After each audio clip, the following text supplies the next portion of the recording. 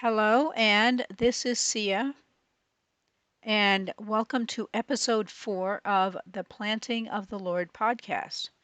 I am once again reading from a script. I'm sorry. I just want to make sure that I get everything on here that, I want to say. And an outline sometimes just doesn't do that yet. It's at some point in the future I'll probably just be able to do an outline. But in this episode, I am going to talk about the spiritual realm and its connection to our emotions. And then in the next episode, I'm going to discuss a little about spiritual warfare and using EFT tapping as a tool in spiritual warfare. So, yeah, I want to start off saying that I am operating on the premise that there is a spiritual realm. And I know that, many years ago, I wasn't sure about that. Um, But I'm guessing that most Christians do believe that there is a spiritual realm, and they are my primary audience. But if you're not a Christian or you don't believe that there's a spiritual realm, then I just ask that you have an open mind about it, please.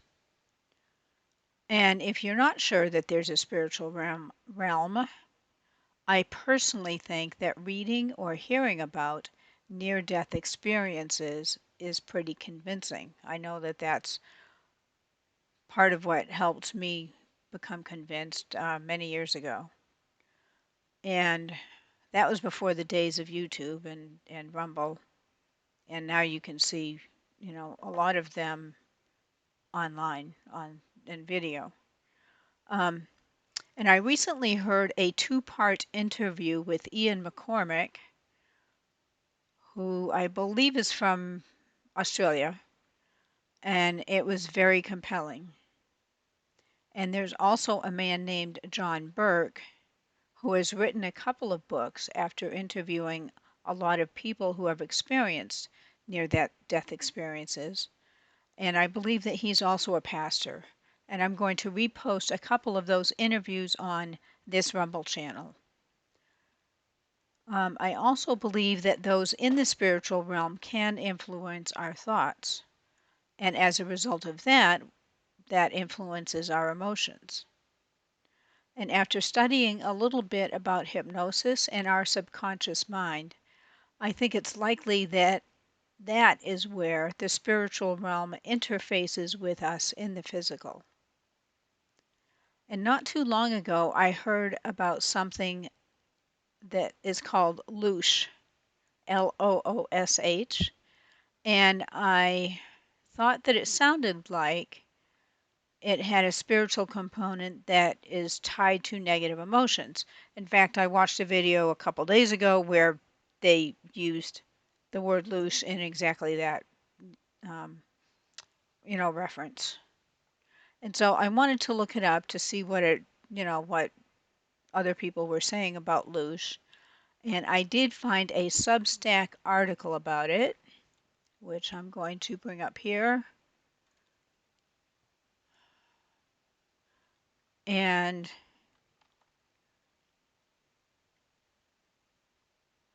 her description in the first sentence of the article says that the term was never about demons.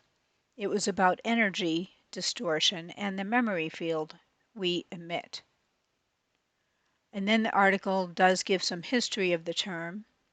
And from that first sentence, to me, it sounded like the word loosh ties in more with Dr. Callahan's description of the thought field than what I had originally thought that loosh meant just from other people using it. And as a reminder, Dr. Callahan is the one that wrote the book, Tapping the Healer Within, that I had mentioned in my previous, I think, episode 2 and 3. And so the thought field, yeah, to me, it seems like it sounds like the memory field that we emit is kind of the same thing. And so The Loosh article also says the notion that it is about parasitic entities feeding on our loosh. Let's see, where is that?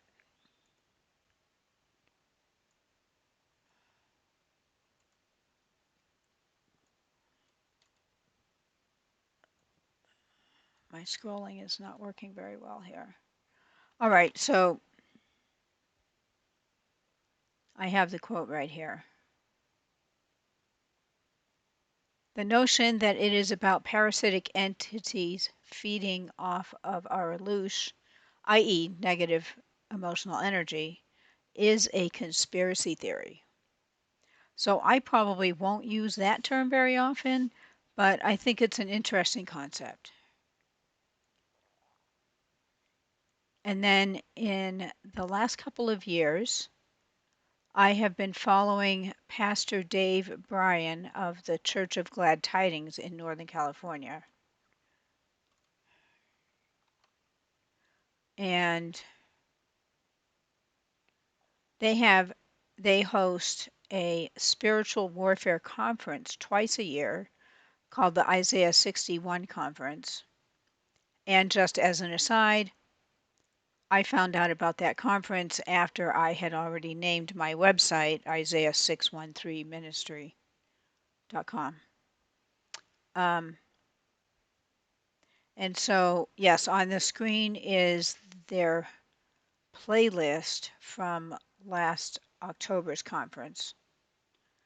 And at least once, and on the last October's conference, and possibly more, but at least once, I did hear him state that one meaning of the word demons involves them being thought casters, or being a thought caster, meaning that they can send thoughts to us. And unfortunately, I thought at the time that I had made a note with specific details of which session he said that, the time and the session, but I haven't been able to find it. So I'm not exactly sure where he said it, but I know I heard it. And so I thought that was a really interesting concept. Really interesting. I mean, it would explain a lot. And then in the meantime, I had also found I believe I first heard about him on an article I read. And it's a psychologist named Jerry Marzinsky. And he found that when he was dealing with patients that have schizophrenia, I wrote a Substack article about what he found. And that article is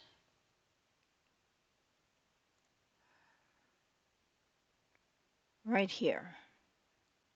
Asks whether the demonic realm can feed on our negative emotions on my Substack. And in that article, I gave a link to his website, Jerry Marzinsky, and it is a list of the lies that demons frequently will tell, that schizophrenics frequently hear. And so, since there seemed to be so much consistency from one patient to the next, he made a list of a lot of those lies, and they are on that website page. And some of those are quite possibly lies that we have heard either from other people or thoughts that we've had, that maybe come up from something we see on TV, from other people, or just, I don't know, negative thoughts we have, such as you don't have any control over your life, you're not supposed to trust yourself or others. And just there's a lot of them that I know that when I was looking at them, I was like, well, those are probably at least half of them are thoughts that I have had in my life. and maybe even, somewhat recently. So, um,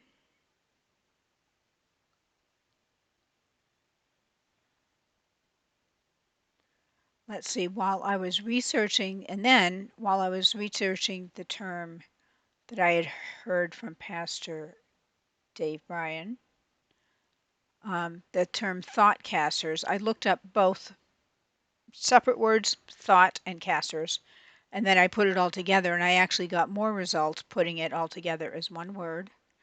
And so I found a couple of online games that have characters named Thoughtcaster.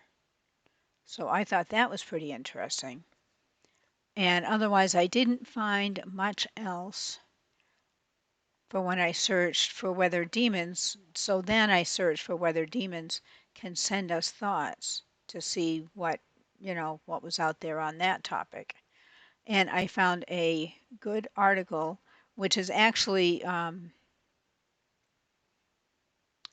transcript of a interview that Pastor John Piper did. And so that is right here. There's the transcript.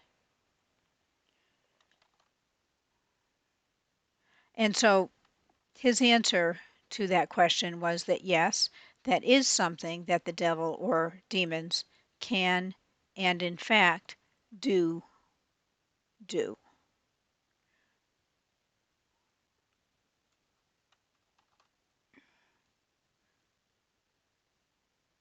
And then a couple of the scriptures that he uses in the article or in the interview to go along with that premise is, let's see, first of all, we have John 13:2. During the Last Supper, it says, the devil had already put it into the heart of Judas Iscariot, Simon's son, to betray him. The thought, the intention, the desire was there in Judas. Satan, John says, put it there.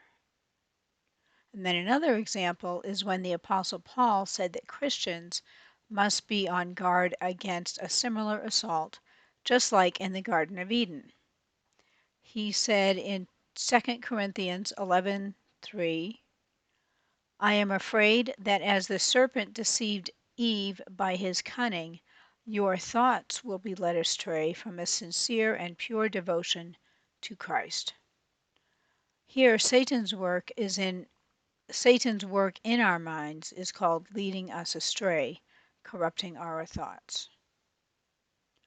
I also think that some of our negative emotions tie in with the Christian theology that some put forth that says the devil needs God's permission to attack a believer.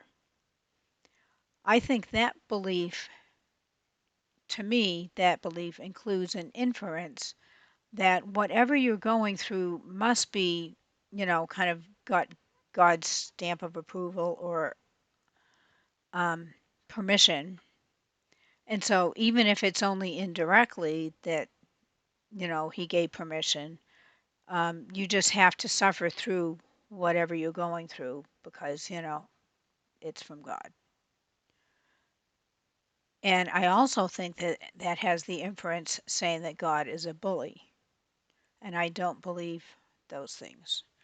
Um, I think I didn't actually hear that bit of theology until after I was saved a little over 20 years ago. I decided to just read the Bible for myself, just from start to finish, about 10 or 15 minutes every day. I read a few verses of the Bible, and it took me maybe a little over a year, but I read the whole thing start to finish before I started going to a church or um, I probably did watch some Christian TV shows and read some books, but I think if you read the Bible for yourself, you can't really come away with the belief that God is a bully. So I'm going to talk about that whole belief system in some upcoming episodes. But in the meantime, excuse me, in the meantime, I have written an article about that on my Substack if you want to read it.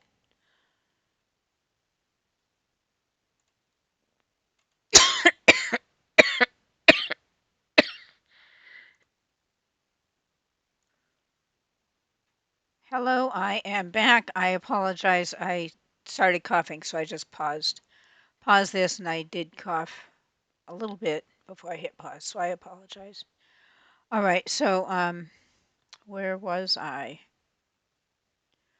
Okay, so yes, I was talking about whether the devil needs God's permission to attack a believer.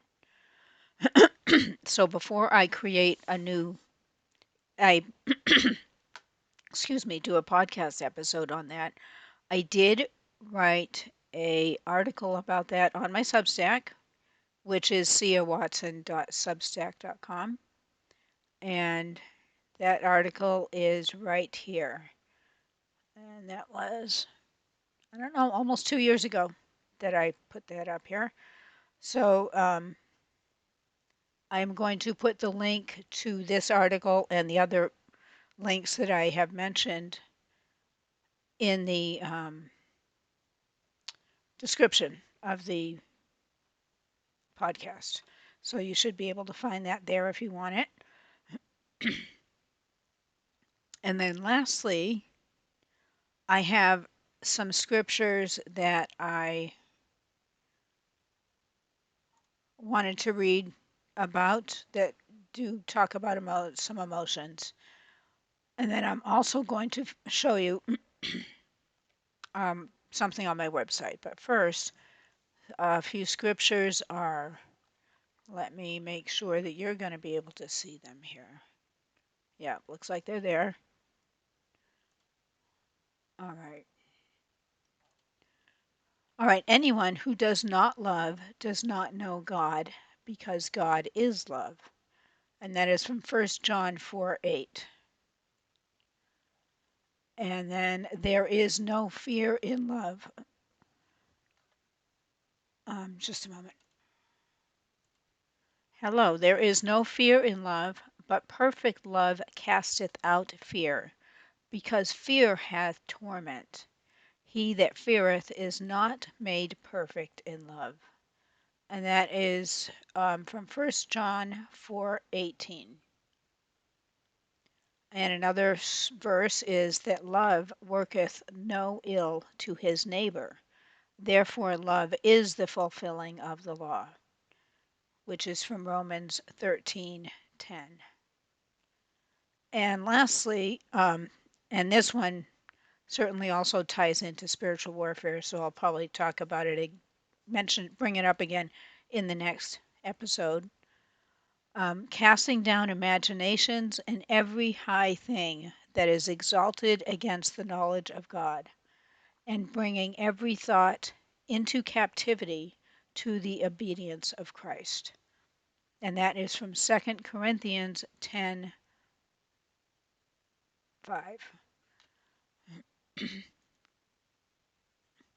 And I did want to also mention that on my website, which is right here, Isaiah613ministry.com, under the downloads section, I have a booklet about using EFT for spiritual warfare. And I'm going to talk about that on my next episode. I won't be reading the whole booklet or anything. I'll mention a little bit about it and bring in other things about that topic. And then there is also an appendix to the booklet right here, which is a PDF document that you can either open or that you can open online or you can download it. And in the appendix, there are a few pages of scriptures that mention emotions. And it was way too many of them for me to put into the a booklet about using EFT tapping in spiritual warfare. And yes, there are some of them that just mentioned fear not, which at one time, yes, I used to read a lot of those because I was pretty fearful. Um, and so that helped a lot. And so that is all I have for this episode. I thank you for watching. If you have any questions, um, leave comments, or on my website, you can also close that tab. You can also select the contact here, and there are multiple ways to contact me, including sending an email, sending a message, and yes. And so I hope to hear from you if you have any questions, and thank you for listening, and have a good day.